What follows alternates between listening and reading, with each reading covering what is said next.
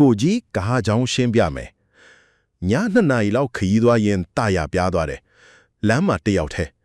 ဘာမှမပါလို့ကားဆွဲခေါ်ရတယ်တညလုံးအချိန်ကုန်ကြစည်လဲသိန်းနဲ့ချီဒီလိုမဖြစ်အောင်ကားရှည်ကန်းထဲမှာဒီ9မျိုးအမြဲထားပါတစ်တာယာဖိအားတိုင်းကရိယာ tire pressure gauge ဈေးနေဆုံးတာယာလေရော့နေတာကြိုသိနိုင်တယ်လမ်းမှာတာယာပြားမှသိရတာထက်အဆောင်ပေါင်းများစွာပိုကောင်းတယ်စီဆိုင်တွေမှာရှိတယ် Jite Jack နဲ့ B ဖြုတ်တော့ Luck Range ကားနဲ့ပါလေးရှိတယ်ဒါပေမဲ့သုံးတက်ဖို့လိုတယ်အိမ်မှာနေရင်တစ်ခါလောက်လေ့ကျင့်ထားပါတာယာပြားရင်ကိုယ်တိုင်လဲလို့ရတယ်မီးကြိုတော့ Jumper Cables ဘက်ထရီသင်တယောက်ရဲ့ကားနဲ့ကြိုးတုပ်ပြီးပြန်နိုးလို့ရတယ်ကားဆွဲခေါ်စရိတ်သိန်းနဲ့ချီတက်တာမယ်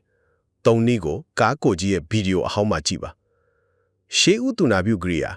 First Aid Method စာဖြင့်အနာတန်ရှင်းဖို့ပတ်တီးစီဖို့ဆေးဆိုင်တွေမှာသေးသေးလေးဝယ်ထားလို့ရတယ်ဈေးနေဆုံးရေ1 လီတာနဲ့စောင့်တစ်ထည့်အင်ဂျင်အပူတက်ရင်ရေတိုင်ကြီးတဲ့ထည့်ဖို့သတိထားအင်ဂျင်အေးမှသာစောင့်လမ်းမှာတောင်းတင်ပြီးညအိပ်ရရင်အဖိုးမဖြတ်နိုင်တဲ့အရာဒီ9မျိုးကားထဲမှာမြတ်ထားပါသုံးဖို့တဲ့အထိမလိုဘူးထင်ရပါမယ်တကယ်လိုအပ်တဲ့အခါဒီပစ္စည်းလေးတွေကသိန်းနဲ့ချီတက်တာစေမယ်တချို့ပစ္စည်းတွေကကားနဲ့ပါလာတယ်ကျန်တာတွေကဈေးလည်းမကြီးဘူးဒီနေ့ပဲပြင်ဆင်ထားပါနေ့စဉ်9 မိနစ်စာကိုကြီးတို့နဲ့အတူလေ့လာပြီးတငယ်ချင်းတွေကြားမှာကားဆရာကြီးဖြစ်လိုက်ပါ